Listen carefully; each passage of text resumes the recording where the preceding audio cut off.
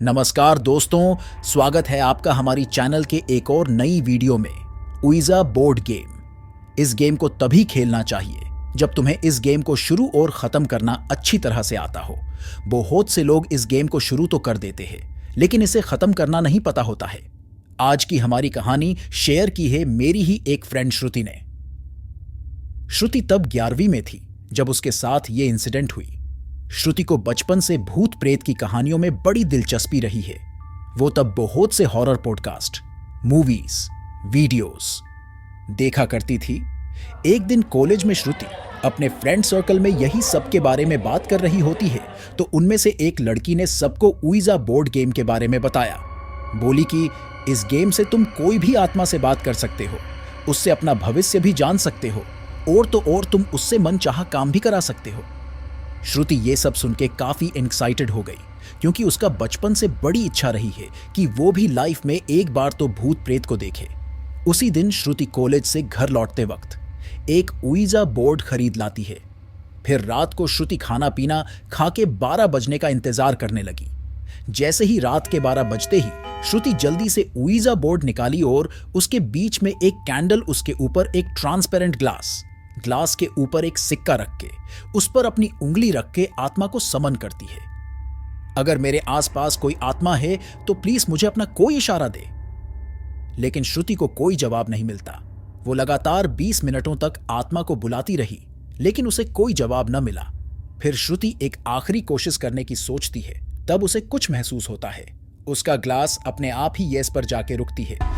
ये देख के श्रुति थोड़ी घबरा जरूर से जाती है, लेकिन उसे आत्मा को देखने की एक्साइटमेंट में वो अपना आगे का सवाल जारी रखती है। पूछती है कि तुम्हारा नाम क्या है, तो वो ग्लास हर लेटर्स पे जा के अपना नाम अर्पिता बताती है। वह एक लड़की की आत्मा होती है। श्रुति उससे बहुत से सवाल करती है, जिसका वो आत्मा बराबर जवाब भी देती है। फिर आखिर में श्रुति उस आत्मा से बोलती है, मुझे तुम्हें देखना है। उसे उस आत्मा की तरफ से कोई जवाब नहीं मिलती है, ना ही कुछ दिखाई देती है। तो श्रुति अपना सवाल फिर से दोहराती है। तब उसे उसके सामने बैठी एक काली परछाई सी दिखनी शुरू होती है। धीरे धीरे वो साफ हो रही होती है और जैसे ही साफ होती है तो श्रुति देखती है एकदम भयानक चेहरा, ऊपर से एकदम लाल आंखें, उसके सर पे आधे बाल थे और आधी उसकी खोपड़ी ही नहीं थी, जिससे उसका सड़ा हुआ दिमाग बाहर लटक भी रहा था। इतना भयानक रूप देख के श्रुति घबरा के अपनी उंगली ग्लास पर से तुरंत हटा देती है। बस यहीं पे श्रुति गलती कर बैठती है। कहते हैं इस गेम में भूत से बात करते वक्त चाहे जो हो जाए, ग्लास पर से उंगली नहीं हटानी चाहिए। श्रुति के उंगली हटाते ही वो आत्मा गायब हो जाती है। श्रुति अर्पिता की आत्मा को आवाज लगाती है, पर उसे कोई जवाब नहीं मिलता है। तो श्रुति को लगता है कि शायद ग्लास पर से उंगली हटाते ही बुलाई गई आत्माएं चली जाती होगी। काफी रात हो गई थी और सुबह श्रुति को कॉलेज भी जानी थी। तो श्रुति उस उइजा बोर्ड को ग्लास मोमबत्ती सिक्के के साथ वैसे ही फोल्ड करके अपने बेड के नीचे रख देती है और सो जाती है। सुबह जब श्रुति अपने बाथरूम में नहा रही होती है, तब उसे अचानक से कुछ महसूस होता है। लग रहा होता है कि कोई पीछे से उसका बदन छू रहा हो। वो घबराते हुए पीछे देखती है तो कोई नहीं होता है। फिर जल्दी से वो नहा के तैयार होके कॉलेज चली जाती है। फिर कॉलेज से आने के बाद वो बेड पे बैठ के अपना वर्क कर रही होती है। अचानक से उसके बेड के ठीक नीचे से नॉकिंग होती है। श्रुति घबराते हुए अपनी मुंडी नीचे करते हुए बेड के नीचे देखती है तो उसे बेड के दूसरी तरफ किसी के अधजले पैर दिखते हैं, जो कि उल्टे होते हैं। फिर जैसे ही श्रुति मुंडी ऊपर करके देखती है तो कोई नहीं होता है। फिर श्रुति अपने आप को घर के काम में उलझा लेती है ताकि उसको ये सब वहम ना हो। फिर रात को जब श्रुति डिनर करके अपने बेड पर जाकर सो जाती है तो उसे आधी रात को लगता है कोई उसे पुकार रहा हो। श्रुति की नींद खुलती है।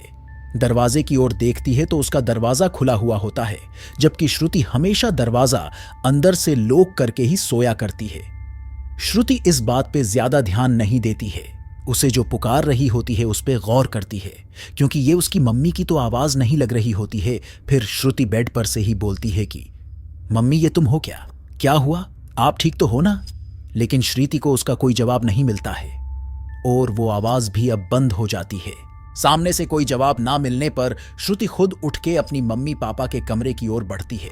श्रुति के मम्मी पापा के कमरे की दरवाजा खटखटाने पर दरवाजा खुलता है और दरवाजे के खुलते ही श्रुति वहीं पे एकदम से जम जाती है, क्योंकि दरवाजा खोलने वाला उसकी मम्मी नहीं, वही अर्पिता की डरावनी आत्मा थी जो मुस्कुरा रही होती है। श्रुति एकदम से भाग के जाती है अपने रूम में और धड़ाम से दरवाजा बंद करके कंबल के अंदर घुस जाती है। श्रुति का तो दिमाग काम करना ही बंद कर दी थी। घबराहट से उसकी दिल की धड़कन भी तेज थी। उसे ऊइजा बोर्ड की मदद से भूत को बुलाना तो आता था, लेकिन उसे भगाना नहीं। श्रुति कंबल के अंदर ही पूरी तरह से डर के मारे कांप रही थी। वो खुद को बार बार कोस रही थी कि उसने अर्पिता को बुला के बहुत बड़ी गलती कर दी है। थोड़े देर बाद जब सब शांत हो गया तब श्रुति की भी आंख लग जाती है। श्रुति को सोए कुछ ही समय हुई होगी, इतने में अचानक से उसकी कोई कंबल खींच लेती है। श्रुति की आंख खुलते ही देखती है अर्पिता की डरावनी साया उसके सामने होती है, ऐसे हवा में ही झूल रही होती है। फिर अर्पिता की आत्मा समा जाती है श्रुति के शरीर में। सुबह जब श्रुति के ना उठने पर उसकी मम्मी उसे जगाने आती है तो श्रुति को नींद से जगाने पर भी वे नहीं जागती है। तो उसकी मम्मी श्रुति का माथा छू के देखती है कि श्रुति का बदन बुखार से तप रही होती है। उसकी मम्मी फटाफट से डॉक्टर को घर पर ही बुलाती है। डॉक्टर श्रुति का इलाज करके उसे एक सलाइन चढ़ा के कुछ दवाई दे के बोलते हैं कि श्रुति के होश में आते ही ये दवाई खिला देना। फिर डॉक्टर चले जाते हैं, लेकिन उस दिन श्रुति होश में ही नहीं आती है। आधी रात को श्रुति की मम्मी की नींद खुलती है। उन्हें उनके किचन रूम से कुछ आवाज आ रही होती है, जैसे कोई कुछ जोर जोर से कुछ चबा के खा रहा हो। उसकी मम्मी उठती है और किचन रूम की ओर बढ़ती है।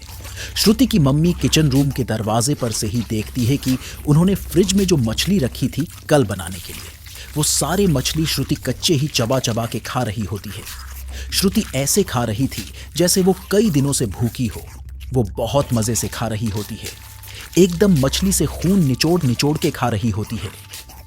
ये नजारा देख के तो श्रुति की मम्मी वहीं दरवाजे पर ही जम जाती है। उनके मुंह से श्रुति के लिए एक शब्द तक नहीं निकल रही थी।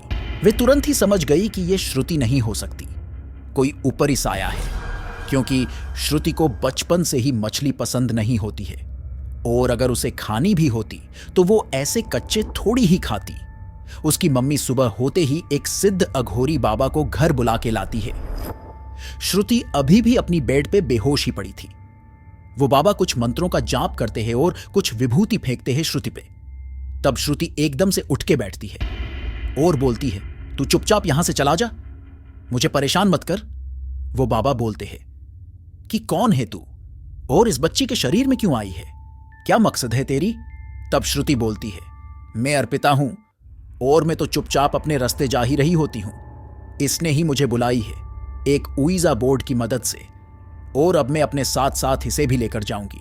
अघोरी बोलता है, चुपचाप इस लड़की को छोड़ और चले जा, वरना मैं तुझे एक बोतल में कैद कर दूंगा और तुझसे मैं अपना काम करवाया करूंगा।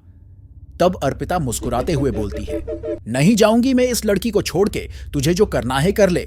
फिर वे अघोरी बाबा वहीं बैठ के कुछ मंत्रों के उच्चारण करने लगते हैं, एक अग्नि कुंड भी बनाते हैं और हवन चालू करते हैं।